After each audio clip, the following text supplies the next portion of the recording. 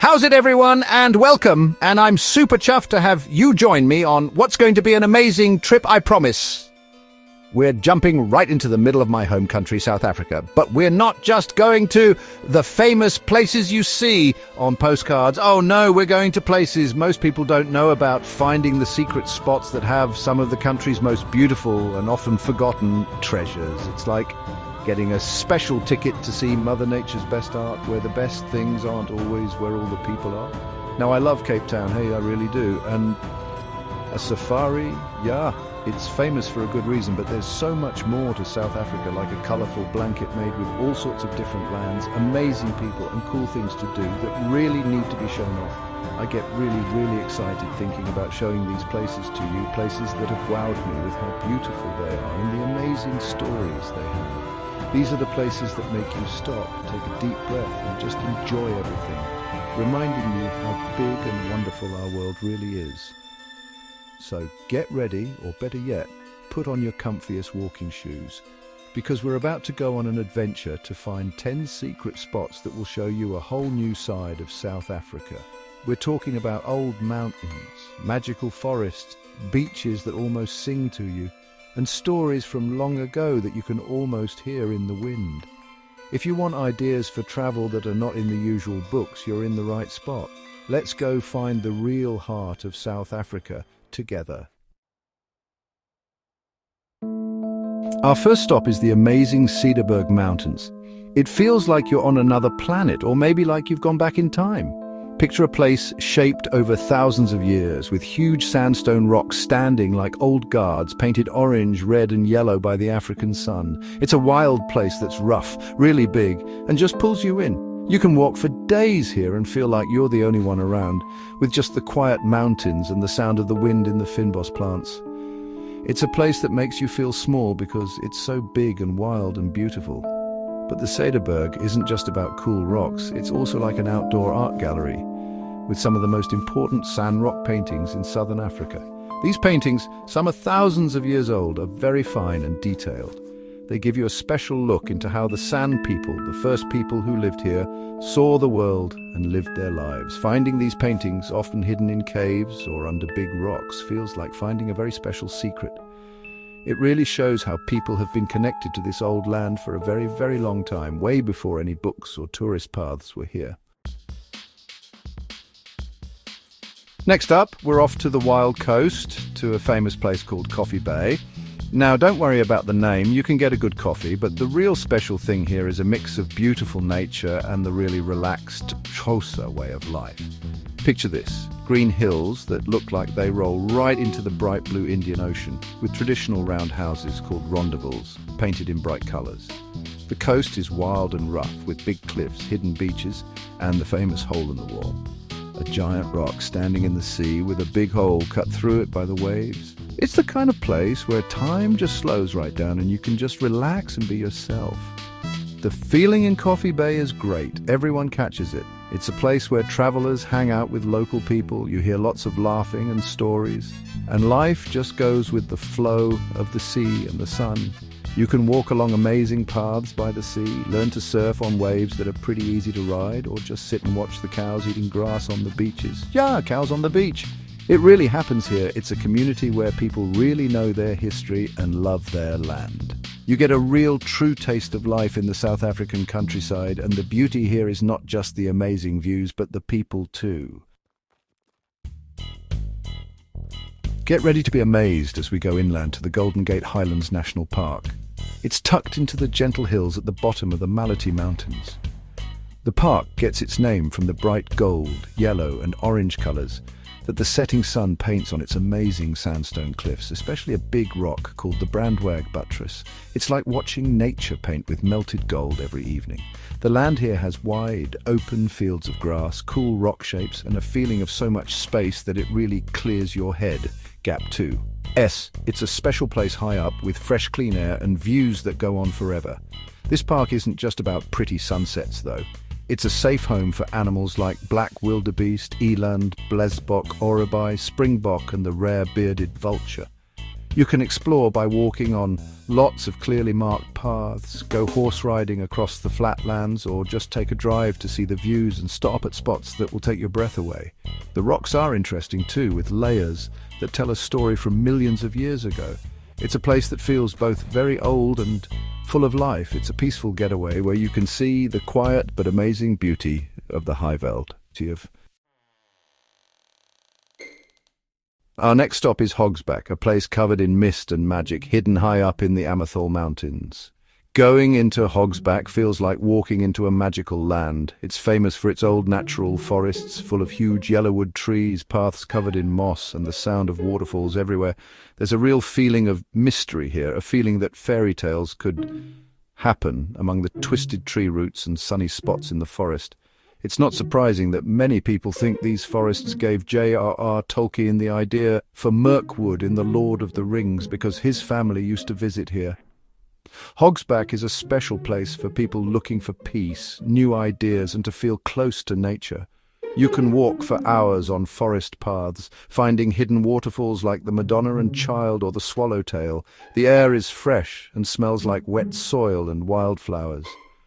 Past the forests, the views from the high cliffs are just amazing. Looking out over the Taihume Valley, it's a small village with a fun, artsy feel. It brings in creative people, healers, and anyone wanting to get away from everyday boring stuff. It's a place to get your energy back, to dream, and to let your imagination go free. Get ready to see some real wild power when we visit Augrabies Falls National Park in the Northern Cape. The Khoi people called it Okoerabies, which means place of great noise. And when you see the Orange River crashing down the main 56-meter waterfall, especially after it's rained a lot, you'll know why. It's an amazing sight, a super loud roar of water cutting its way through a gorge that's 18 kilometers long. The power is just incredible.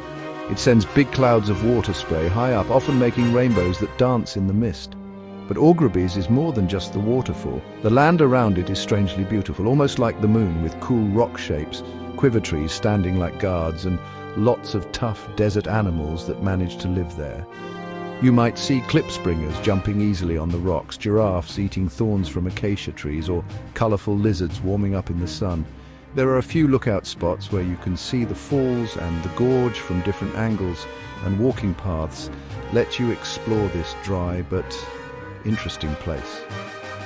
It really shows the power of water and how life can keep going even in the toughest places. Now, if you like an exciting drive and huge amazing views, we're going to take on the famous Swartberg Pass. This isn't just a road, it's an adventure. It's an old, amazing piece of road building that twists and turns through the mighty Swartberg Mountains, which are part of a special World Heritage Site. Thomas Bain built it a long time ago in the late 1800s, using prisoners to do the work. The pass is mostly a gravel road with steep hills and sharp, tight corners that mean you really have to pay attention.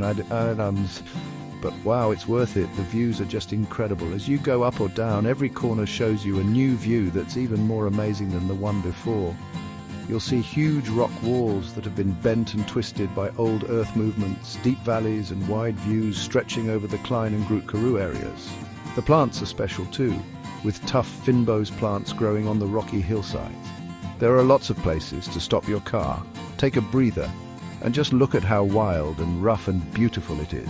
It's a trip that connects you to the past, to the huge power of nature, and gives you a drive you'll never ever forget. Right, let's go to the west coast, to the pretty fishing village of Paternoster. This is actually one of the oldest fishing villages on the coast, and it's really kept so much of its old-time charm.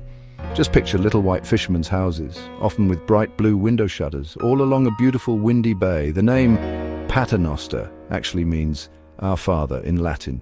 They say that Portuguese sailors who got shipwrecked here named it that after they prayed to be saved. It's a place that just feels so peaceful and like time hasn't touched it. Life in Paternoster is all about the sea. You can watch colourful fishing boats go out early in the morning and come back later with their fish. You can buy fresh crayfish. Some people call it rock lobster, right from the fishermen, when it's the right time of year.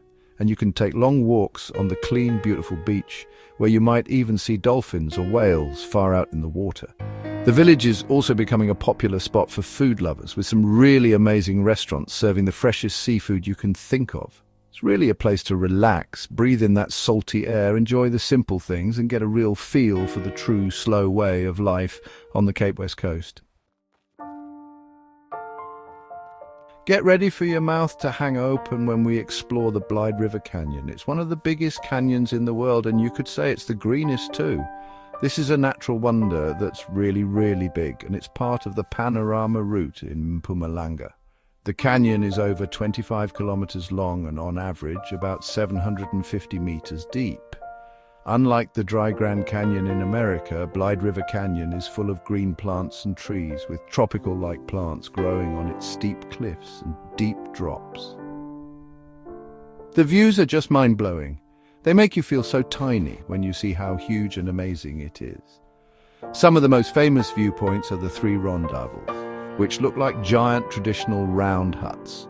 Bork's Luck potholes, which are cool round holes in the rock made by swirling water. And God's Window, where on a clear day the view looks like it goes on forever. You can explore the canyon by walking on trails, take a boat trip on the Blyde Dam down below, or even try some adventurous things. It's a place with so much beauty, powerful rocks, and it always reminds you how nature can be an amazing artist on a giant scale. Our second to last special spot is the Tsitsikamma National Park. It's a park by the sea on the garden route, and it's just pure magic. The name Tsitsikamma means place of lots of water or sparkling water in the Khoisan language, and that name fits this amazing area perfectly. Here, old natural forests with tall yellowwood and stinkwood trees go right down to a rough, wild coast where the Indian Ocean smashes against cliffs and rocky beaches. It's a place where the power of the ocean meets the calm of the forest in an amazing show. Tsitsikamma is a perfect place for adventurers and a dream for people who love nature. This is where the world-famous Otter Trail starts. It's a hike that takes a few days, and lots of people want to do it. But even if you don't want to do that, there are lots of shorter walks, like the path to the hanging bridge over the Storms River mouth, which has amazing views. You can go kayaking, go tubing on the dark river water, or even bungee jump from the Blukrans Bridge nearby, which is one of the highest in the world. Or you can just find a quiet spot, listen to all the birds singing and the waves roaring, and feel totally refreshed by the clean, beautiful nature all around you.